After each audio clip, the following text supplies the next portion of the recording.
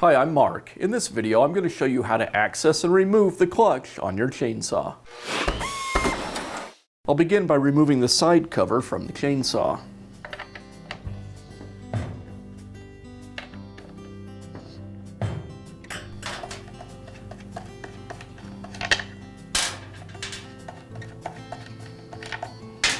I'll release the tension from the chain. And now I can remove the cover. Now remove the bar and chain from the saw.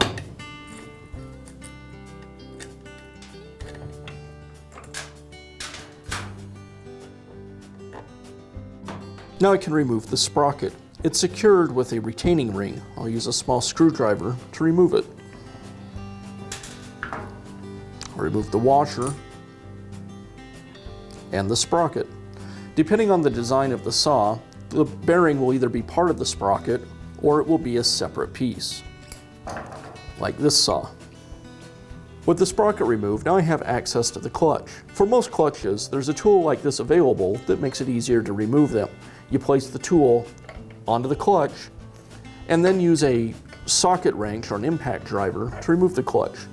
Now, if you don't have one of these, which I don't for this particular clutch, you can use a punch and hammer. I like to use a brass punch so it doesn't damage any of the steel components. To do this, I place the punch on the edge of the clutch and then strike it with a hammer. The sudden momentum will unscrew the clutch so I can remove it.